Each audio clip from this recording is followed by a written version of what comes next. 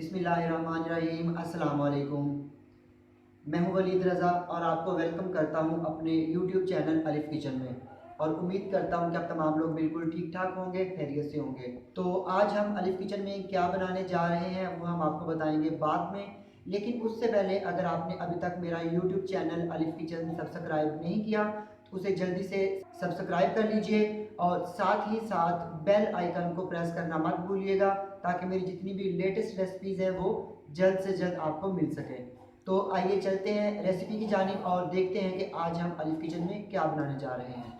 तो आज हम लोग अलिफ किचन में बनाएंगे बहुत ही मज़ेदार यमी का पंजाबी स्टाइल में सरसों का साग। और ये रेसिपी जो है ये मेरे माँ के हाथों की है। मेरी माँ जी किस तरह से ये साग बनाती हैं और हम लोग शुरू से लेकर जो है वो आज तक खाते आ रहे हैं। तो मैं ये रेसिपी आपके साथ शेयर करूँगा। तो आइए चलते हैं और देखते हैं कि पंजाबी सरसों का साग किस तरह से बनाया जाता है और इसमें क्या क्या शामिल किया जाता है। तो आज हम अलिफ किचन में बनाने जा रहे हैं साग के। पंजाब में जो है सरसों का साग किस तरह से बनाया जाता है। तो उसके लिए मैंने क्या किया था, यहाँ पे मैंने ले लिया था 3 किलो साग। तो उसको अच्छी तरह से साफ़ करके तो उसको मैंने इस तरह से जो है ये काट लिया है। तो 3 किलो साग था ये, और इसको अच्छी तरह से काट कर इसको 2-3 पानी से खुले बर्तन में पानी डालकर तो उसमें इसको धोइएगा। उससे क्या होगा कि इसमें जितनी भी इसकी रेत वगैरह होगी, जो भी इसमें मट्टी होगी वो नीचे बैठ जाएगी। तो ऊपर ऊपर से साग इसका निकाल कर दूसरे बर्तन में शिफ्ट कीजिएगा, उसमें फिर पानी डालिएगा। तो इस तरह 3-4 दफ़ा ये प्रोसेस करिएगा, ताकि आपका जो साग है वो अच्छी तरह से वॉश हो जाए और उसमें जो भी मट्टी या रेत है वो नीचे बैठ जाए। तो उस पानी को फिर आप जो है वो डिस्कार्ड कर दीजिएगा। तो मैंने यहाँ पे लिया 3 किलो साग, उसको अच्छी तरह से साफ़ किया। साफ़ करने के बाद उसको काट लिया और काट लेने के बाद मैंने जो है वो खुले बर्तन में 4-5 दफ़ा मैंने पानी डाल डाल कर उसको अच्छी तरह से धो लिया। तो ये है मेरे पास साग जिसको मैंने इस तरह काट लिया। और इसके अलावा ये मेरे पास है पालक, 750 ग्राम या 3 पाव मैंने पालक ली थी। उसको भी इसी तरह अच्छी तरह से साफ़ करके उनकी जो स्टेम्स थी, उनकी जो कह लें कि डंडियाँ थी, उनको मैंने उतार दिया और उसको भी काट लिया। और उसके अलावा तकरीबन आधा किलो मेरे पास यहाँ पे बाथू था, जिसे जो है वो हिंदी में बथुआ भी बोला जाता है और उर्दू में बाथू बोलते हैं। तो वो लिया मैंने 750 ग्राम पालक और आधा किलो बाथू लेकर उसको भी मैंने अच्छी तरह साफ़ किया। साफ़ करने के बाद मैंने उसको धो लिया। 4-5 पानी से आपने इसको भी धोना है, क्योंकि बाथू के साथ ज़्यादातर जो है वो मट्टी और रेत लगी होती है। कि ये अच्छी तरह से धुल जाए, रेत और मट्टी जो है वो नीचे बैठ जाए। तो इस तरह 4-5 पानी से आपने इसको भी धो लेना है। तो ये जाएगा इसमें। इसके अलावा यहाँ पे 1 पाव मैंने जो है ये हरी मिर्चें ली हैं, सब्ज़ मिर्चें ली हैं। इनकी डंडियाँ मैंने उतार दी हैं और इसको थोड़ा सा पानी डालकर मैं ग्राइंड कर लूँगा। तो सबसे पहले मैं क्या करूँगा, ये मेरे पास जो है ये एक मिट्टी की हांडी है, तो इसमें मैं डाल दूँगा साग। तो यहाँ पे मैंने एक मिट्टी की हांडी ली और उसमें डाल दिया मैंने साग। और साग डालने के बाद अब मैं क्या करूँगा कि इसको रख दूँगा मैं चूल्हे पे और इसको इसमें मैं डाल दूँगा तकरीबन 1.5 किलो पानी। तो जब ये साग थोड़ा नीचे हो जाएगा तो जो बाकी का साग और पालक और बाथू है वो मैं इसमें डाल दूँगा। तो इसको मैं चूल्हे पे रख के पकाता हूँ और फिर मिलता हूँ आपसे कुछ देर के बाद। तो यहाँ पे साग को पकते हुए तकरीबन 15 से 20 मिनट हो गए हैं। तो जब साग जो है वो नीचे हो गया था तो मैंने जो बाकी का बाथू पालक और साग था मैंने वो भी इसमें शामिल कर दिया था। और अब मैं इसको पकाऊंगा कि जब तक हमारा ये साग अच्छी तरह से गल नहीं जाता। साथ ही मैं इसमें ये मेरे पास जो 1 पाव हरी मिर्चें थी उनको मैंने पानी डालकर पेस्ट बना लिया था, मैं ये भी इसमें शामिल कर दूंगा। तो ये हरी मिर्चों का पेस्ट भी मैंने इसमें डाल दिया। और अब मैं इसको जो है वो मज़ीद पकाता हूँ 1 घंटा हुए जो है वो तकरीबन आधा घंटा हो चुका है। तो ये देखिए ये इसकी लुक है। तो अब मैं इसमें शामिल कर दूंगा नमक। तो यहाँ पे मैं इसमें डालूँगा 1, 2 और ये 3 टेबल स्पून मैंने इसमें जो है वो नमक डाल दिया। अब इसको जो है मैं कवर करके मज़ीद पकाऊंगा और फिर जब साग गल जाएगा तो उसके बाद हम लोग क्या करेंगे वो हम बताएंगे आपको बाद में।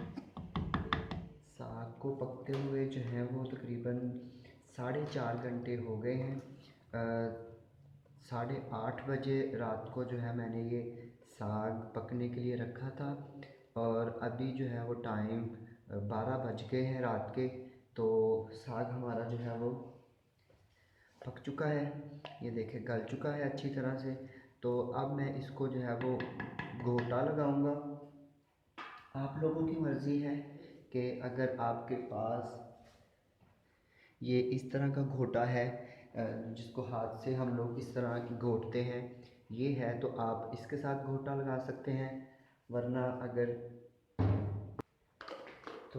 आपके पास ये हैंड ब्लेंडर है तो आप इसके साथ भी इसको साग को घोटा लगा सकते हैं। तो मैं जो है वो हैंड ब्लेंडर के साथ लगाऊंगा घोटा। तो ये मेरे पास जो है ये आटा है, तो ये थोड़ा थोड़ा आटा इसमें डालकर मैं इसको घोटा लगाता जाऊंगा। तो आइए चलते हैं और शुरू करते हैं और देखते हैं कि साग को घोटा किस तरह से लगाते हैं और कितनी देर घोटना है। अगर आप इस वाले घोटे के साथ इसको घोटेंगे तो तकरीबन 10 से 15 मिनट लगेंगे। तो आइए देखते हैं कि इस वाले घोटे के साथ कितना टाइम लगेगा। तो यहाँ पे मैं थोड़ा थोड़ा आटा इसमें शामिल करता जाऊँगा और इसको स्लो स्पीड पे जो है वो घोटा लगाता जाऊँगा।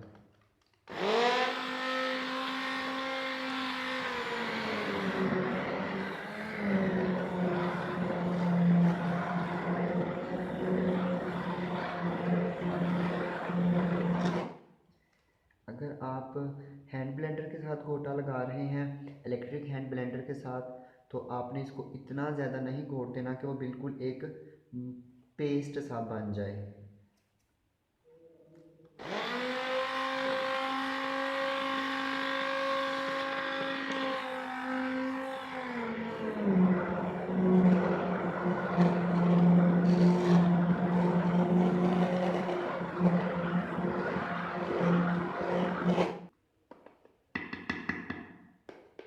तो ये तो मैंने इसको घोटा लगा दिया मशीन के साथ। तो अभी मैं आपको जो है ना वो दिखाता हूँ कि अगर आपने हाथ वाले घोटे से इसको घोटना है तो आप किस तरह इसे घोटा लगाएंगे। तो इसको ये मैंने यहाँ पे रखा और ये गर्म है, तो इसको इस तरह करके मैं घोटा लगाऊंगा। मैंने जो है इस हांडी को डायरेक्ट मार्बल के ऊपर नहीं रखा। कोई भी इतनी गर्म चीज़ हो जिस तरह ये हांडी वगैरह होती है, तवा होता है, तो प्लीज़ उसको डायरेक्ट मार्बल के ऊपर नहीं रखिएगा। उससे क्या होगा कि मार्बल जो है वो आपका टूट भी सकता है। इसलिए मैंने इसके नीचे एक सांचा रखा है और फिर उसके ऊपर मैंने हांडी रखी है ताकि डायरेक्ट हीट जो है वो मार्बल पे ना पड़े। अभी इसको मैं मज़ीद घोटा लगाऊंगा। थोड़ा थोड़ा करके इसमें मैं आटा शामिल करता हूँ और इसको मैं घोटा लगाता जाता हूँ। तो यहाँ पे साग जो है इसको मैंने आपको बताया था कि घोट कर मैंने इसको जो है इस बर्तन में निकाल लिया है। ये आधा है, आधा मैंने जो है ना वो अभी रखा हुआ है। तो अब हम इसका जो है वो इसको तड़का लगाएंगे। तो तड़का लगाने के लिए यहाँ पे मैंने एक कढ़ाई ली है, मिट्टी की ही कढ़ाई है, आप जो है वो किसी भी बर्तन में तड़का लगा सकते हैं। तो यहाँ पे जो है मैंने इसमें तकरीबन आधा कप ऑयल डाल दिया। जब ऑयल गर्म हो जाएगा तो इसमें मैं क्या डालूँगा वो आपको बताऊँगा बाद में। तो यहाँ पे ऑयल जो है वो गर्म हो चुका है। तो ये मेरे पास हरा लहसुन है, उसको मैं डाल दूँगा। मैंने इसको बारीक बारीक काट लिया और इसको जो है मैं लाइट ब्राउन होने तक जो है वो फ्राई कर लूँगा। ये जो है वो स्प्रिंग अनियन यानी कि हरा प्याज नहीं है, ये हरा लहसुन है। सब्ज़ी वाली दुकान से इजीली जो है ये मिल जाता है। तो ये शामिल कर दिया मैंने इसमें। और जब इसका लाइट गोल्डन खूबसूरत सा कलर आ जाएगा तो मैं फिर इसमें क्या डालूँगा वो आपको बताता हूँ बाद में। तो हमारा जो है ये हरा लहसुन जो है ये लाइट गोल्डन हो गया है। अब मैं इसमें शामिल कर दूँगा अदरक। ये 1 टेबलस्पून अदरक है। इसको भी हम लोग लाइट गोल्डन होने तक पका लेंगे कि इसका जो कच्चापन है वो ख़त्म हो जाए। ये 1 टेबलस्पून अदरक था और 1 टेबलस्पून इसमें मैंने हरा लहसुन डाला था। तो हमारा अदरक जो है वो लाइट ब्राउन हो चुका है। अब मैं इसमें शामिल कर दूंगा हरी मिर्चें।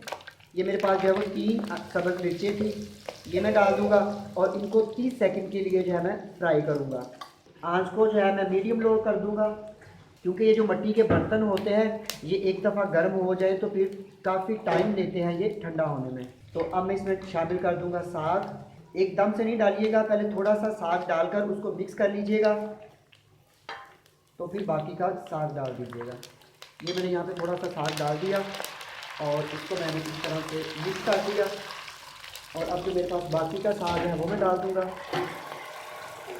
तो ये मैंने इसमें शामिल कर दिया साग। तो इस स्टेज पर आप इसमें नमक भी चेक कर सकते हैं। मैंने इसमें नमक चेक किया था तो नमक मुझे कम लगा था। रात को मैंने जो है वो 3 टेबलस्पून डाले थे इसमें। उसके बाद मैंने जो है वो 1.5 टीस्पून नमक और शामिल किया था। आँच को मैंने जो है वो मीडियम हाई कर दिया है और इसको मैं जो है वो पकने देता हूँ। तो साग को जो है मैंने तकरीबन 5 मिनट के लिए पका लिया है। अब इसमें बबल्स बनना शुरू हो गए हैं। तो ये अब बिल्कुल तड़का लग चुका है, मुकम्मल हो चुका है। इसमें मैं डालूँगा थोड़ा सा सब्ज़ धनिया और ये थोड़ा सा मैंने गार्निशिंग के लिए बचा लिया। और इसको मैं करूँगा मिक्स और चूल्हा मैंने कर दिया है इसका बंद। तो इसको मैंने मिक्स कर लिया। अब इसके ऊपर मैं क्या करूँगा, मैं डालूँगा थोड़ा सा मक्खन। आपकी अपनी मर्ज़ी है कि मक्खन आपने कितना डालना है। ये मैंने इसमें मक्खन शामिल कर दिया और इसके ऊपर जो है ये थोड़ा सा धनिया और ये हरी मिर्चें डालकर मैंने इसको गार्निश कर दिया। तो ये थी हमारी साग की रेसिपी। तो मैं उम्मीद करता हूँ कि आपको मेरी ये हम किस तरीके से साग पकाते हैं तो वो रेसिपी है। तो मैं उम्मीद करता हूँ कि आपको मेरी ये रेसिपी यकीनन पसंद आएगी। तो अगर आपको ये रेसिपी पसंद आती है इसको ज़रूर ट्राई कीजिएगा और मुझे कमेंट बॉक्स में ज़रूर फीडबैक दीजिएगा। इसके अलावा इसको अपने फ्रेंड्स और फैमिली मेम्बर्स के साथ शेयर करना मत भूलिएगा। तो इसके साथ ही अलिफ किचन से वलीद रज़ा को इजाज़त दीजिए। इंशाल्लाह नेक्स्ट टाइम एक और ज़बरदस्त और मज़ेदार सी रेसिपी के साथ दोबारा फिर से हाजिर होगा। तब तक के लिए अल्लाह हाफ़िज़।